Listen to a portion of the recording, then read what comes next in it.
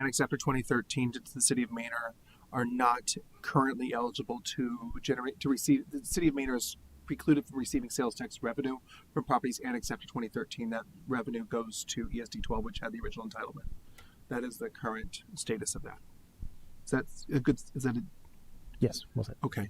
And I didn't have to call in law for that. All right. All right. And like as you said, this is C2 medium commercial that has the medical office, that has the I guess we can talk about we'll talk about the other item here in a little bit based on how this goes. It might be moot, but based on essentially that's one of the lesser intense uses as far as floodplain mitigation and other avenues as such. It's a more reasonable use considering the floodplain challenges on the property. Then that It poses allows for them other to utilize uses. the building footprint, reach adequate parking. We can talk about that on the SUV item. Right, Yes. we'll do. Any questions for the applicant?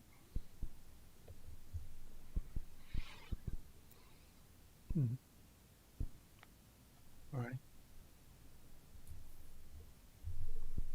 I'd like to make a motion that we approve item number 3. Oh, no. We already did that, sir. Oh. Item 4? 4. I have a motion from Commissioner Meyer to approve rezoning of TCAD parcel 236976 from A agricultural to C2 medium commercial. It's also known as 14305 East US Highway 290. Do I have a second? Second. A second from Commissioner Neela. Any discussion to the motion? Any discussion? All those in favor, please raise your hand. Opposed? That motion passes 4-0. Item 5 is consideration, discussion, and possible action on a specific use permit for 5,040 square foot medical office on one lot on 5.565 acres, more or less, and being on TCAD parcel 236976, also known as 14305 East US Highway 290 in Manor, Texas. The applicant and owner are Mr. Luis Granillo, who is also still here. And this staff, you can talk a little bit about this now. This is for what we just rezoned or recommended rezoning to C2. Yes, so the medical office use comes after consideration from the applicant and ownership of what can be done on the lot with these significant floodplain challenges. As I'm certain we're all aware, floodplain insurance is extremely expensive, and reclaiming land that is currently in floodplain is even more so. So with that in mind, the request that was brought to staff and ultimately the Planning and Zoning Commission was for a medical office, as it allows a service that can be utilized by the surrounding community while also not over encumbering them with things such as parking or excessive requirements that would require a larger footprint. Mr. Granillo, do you, where are you as, do you have a potential tenant for this property or Yeah. is this more speculation right now? Yes, and just to clarify, so I'm the applicant. I'm also the civil engineer for the site, but the owner is Tani Investments LLC, and we have the owner here as well, just for the record. And yeah, there's a potential tenant interested on occupying the space for the medical office, and that's precisely why we're shooting for this specific use. Okay.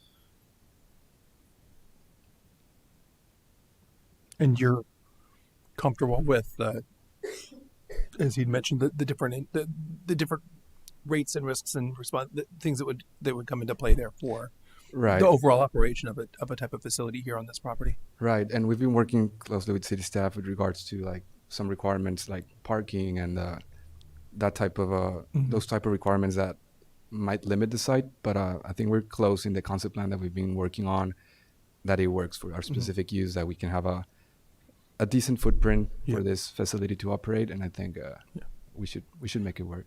Is that Cottonwood Creek that's running through your property there? There's a creek on the west side, and it's there's a large contributing area that's basically creating the floodplain on the site. And from the 5.5 acres, we end up having only 0.8 acres to develop. So it's a very small part of the site. Pretty much from the blue line or sign line to the southwest, we cannot touch that part. And we've been working on some floodplain models and trying to see if we can reclaim a portion of that, but it's just going to be tough. So And that's the blue line is your floodplain. yes, and the dark blue line on the center, that's the center line of the creek. That's the center line. Yeah, that's Yes, the that's the center line. bottom. Yeah, pretty much just water goes to that top portion, and we Yeah. have only 0.8 acres left. But we're having the 5,000 square feet footprint. We have a detention pond at the back, and we're able to put 30 parking spaces. Which, Okay. if we go with the 5,000 square feet, we're only required to have 25. So there's some room to play there. So there is some on-site detention or retention in the back. It's on the on-site south side? detention. Yes. Detention. Okay. Yes, detention. One retains and one detains. I think with detain, I remember you go to timeout for a little bit. Retain is Yeah. you always have it. Right. So Yeah, we're Okay. controlling the water, and then it's just going to be discharged at Okay. pre-development rates.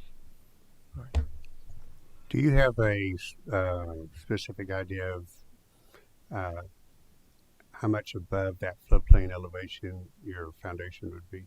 The footprint's going to be 5,000 square feet for the medical office. the whole building. footprint would be 5,000 square feet. What elevation? Above. What Oh. what MSL or ASL are you going to Right. be So at? the elevation is going to have to be at least 2 feet above the regulating base flood elevation that we have. I think it's around 486 feet. So it's just above that blue line. It's going to be 2 feet above that level per Okay. regulations. And we'll make sure that the finished floor is above that just to make sure we're not flooded or that we comply with regulations. Okay, so at least 2 feet above that floodplain delineation. Right. That's right. Will you you won't have to bring in fill? Yeah, I guess you can bring in fill if you needed to help get it to that point. Yeah, I mean, we're going to have to do some grading, maybe some retaining walls or some berms on the west side, but Okay. it's not going to be substantial. I mean, there's grading to be done, of course, but we haven't gotten to that part yet. That's more like detailed engineering, but there's going to be some fill and grading that has to be done, Okay. but not in the floodplain. We'll have to stay out of the floodplain. We won't be touching any of the regulating floodplain area. We're not making it worse. Commissioner Robert? Did you say 0.8 acres out of the usable or out of the total? 0.8 acres, almost 1 acre 0.8. out of the 5.6 that we have. Any other questions, commissioners? All right. I will entertain a motion on item 6. Nope, I will not. I will entertain the motion on item 5. I'm so sorry. It's a long day. I'll make a motion that we approve item number 5. I have a motion from Commissioner Terry to approve recommendation of or approve the specific use permit for item 5 for TCAD parcel 236976, also known as 14305 East US Highway 290. Do I have a second? I'll second. I have a second from Commissioner Aubert. Any discussion of the motion? Any discussion? All those in favor, please raise your hand. All right. Opposed? That motion passes 4-0. Thank you so much, Thank Mr. you. Brunillo. We get excited. We have some engineers up here, and adjacent engineers, so we get excited when we hear about chatting about that.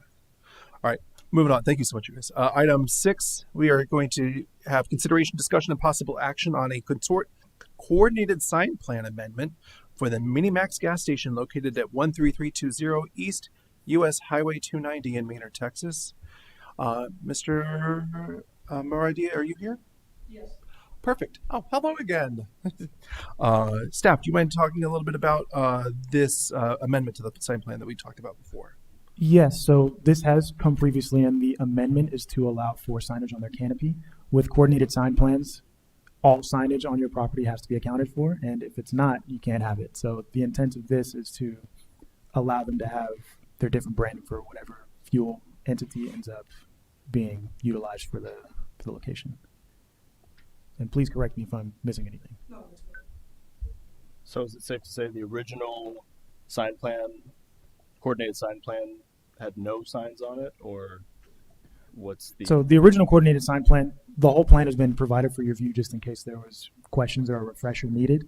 But the items that were added should be specifically pointed out, and it's on the fuel canopy pages. But before the coordinated sign plan, no signage was reviewed or permitted. The coordinated sign plan was submitted, reviewed and approved by the Planning and Zoning Commission, and now we're also here again for an amendment to allow for signage on their fuel canopies. essentially pages 28 onward, where it says sign TBD on the actual fuel canopy. Yes, sir. Okay. We talked about your coffee last time and your car wash. Yes, I'm still very fascinated by this conveyor belt car wash. Yeah, and the Yes. IHOP and everything that we talked about previously. And we talked about your IHOP too. So it's essentially the items there on item. The changes are on pages 28 and 29. 28 to 30. Oh, through 38. Yeah. Or through 36. Yeah. Those are the new items that we're trying to add for the Okay. fuel canopy. And this would be an additional monument sign too. No. There was already two contemplated with the Yes. original, one per entrance is allowed per code. Okay, thank you. Staff, I have my lumens questions and my square footage questions. Does this conform? So for the illuminated signage, especially with their digital fuel pricer, they have to enter into a development agreement essentially stating they will comply with all of our outdoor lighting standards. And I will also remind this coordinated sign plan does not constitute the actual permits for the signs. It is a allowance for the sign plan. So they still have to apply and go through applicable codes when they apply for these signs. Lots of checks and balances. We'll call it pink tape. It's not really red. It's a light color. Okay. But yes, we have worked very closely with them in the few signs that they have applied for to ensure that they comply with our outdoor lighting code, any applicable sizings or things of that nature. Essentially, what you see on the plan dictates size and location, but anything that's not expressly mentioned in the sign code that has been reviewed by y'all for approval defaults to standard code. All right. Thank you.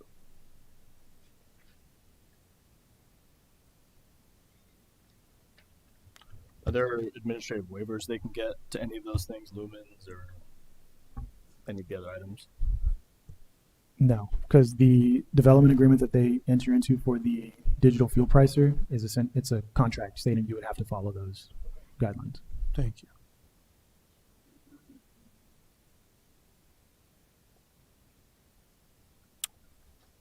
Do you have any additional amendments that you may see having to bring forward in the future? Or are you No, this pretty will be much set? You're almost done. I mean, you're 3/4 of the way done. Okay.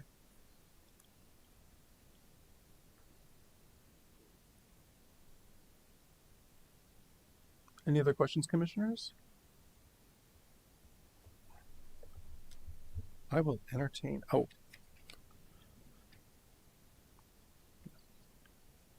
And sir, did you want to speak on this item at all?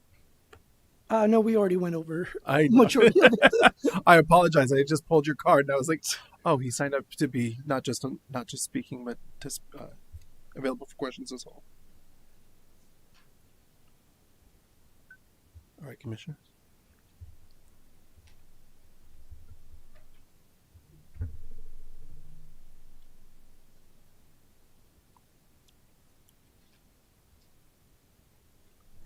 I make a motion that we approve item number 7. No. Oh, you're one ahead. You moved ahead on us. Item 6. We're on the coordinated sign plan. Yeah.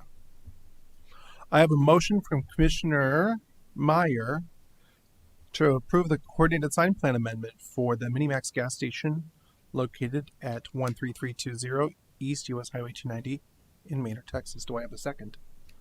Second. Second by Commissioner Neela. Any discussion to the motion? Seeing none, hearing none. All those in favor, please raise your hand. Opposed? The motion passes 4-0. Thank you so much, sir. Thank you. Item 7 is we're getting there. We're one ahead tonight. Consideration, discussion, and possible action on the joined lot affidavit for lot 14, 15, lot 14, lot 15, lot 16, all in block 25 in town of Maynard. The applicant is Ringo Sun and Yu Chi Wu, also the owner and applicant. Staff, do you want to discuss a little bit about this affidavit? Yes, so there was one done previously on lots 14 and 15 to allow for commercial development. And after reaching out to the applicant to get further context as to what the additional lot is for, it's just to further enable them to reach some commercial use on their lot. They are here and available for questions for specific details, but this is the joint lot affidavit. Let's say, Ringo Sun, you were signed up to speak. Would you like to speak on this item? or just answer questions. Yeah. I want joint combine two lane Uh-huh. do business Swiss state. I find out another side have a two Swiss state. So in this side, nothing in here. So I want build up. I want do this business, and I want bring the people come in our city.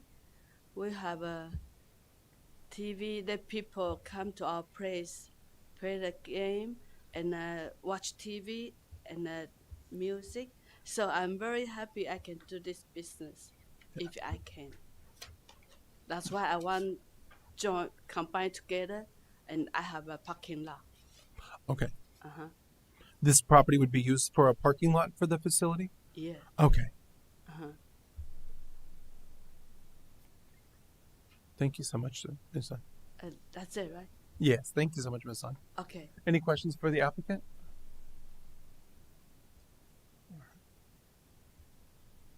Commissioners, I will entertain a motion on item 7.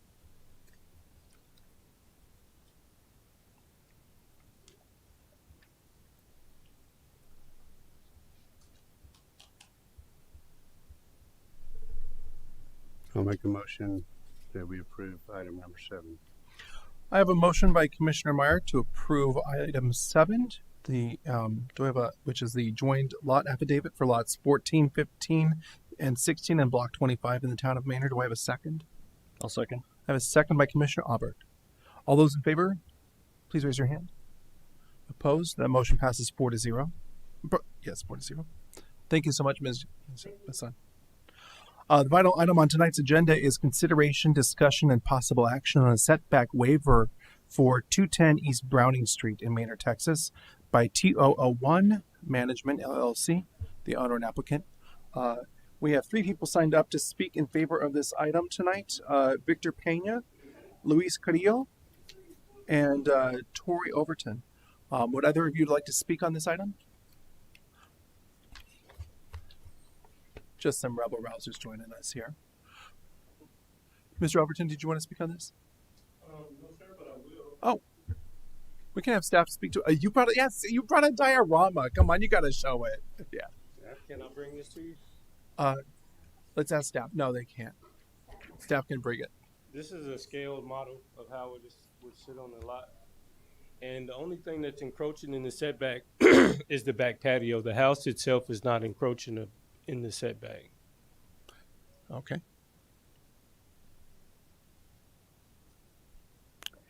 And staff, I believe this was the late backup added, or the late item added to the agenda. Is that correct? Was this on the agenda? Oh, we had something that was added today. Sorry, Mandy. The area limits for the lot. The what? The area limits for the lot The to area provide limits further for the lot context. for this item. Yes, thank you.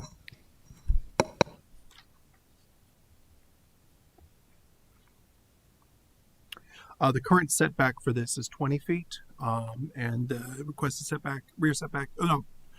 requested front setback is to be 20 feet, and the requested rear setback is to be 10 feet by the applicant. Staff, do you want to speak to how that compares to other cases we've had come through recently on parcels in this part of town?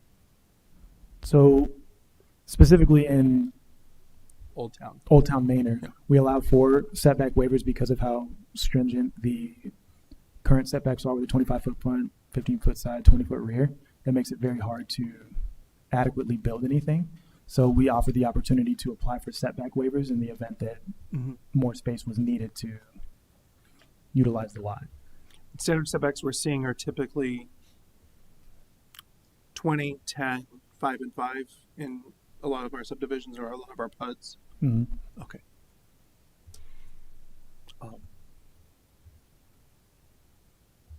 Thanks for letting me have a little context moment there. Any other questions for either for staff or for the applicant? No? Right. I'll entertain a motion on this item. I move that we approve agenda item number 8. I have a motion by Commissioner Neela to approve the setback waiver for 210 East Browning Street in Manor, Texas. Do I have a second to that motion?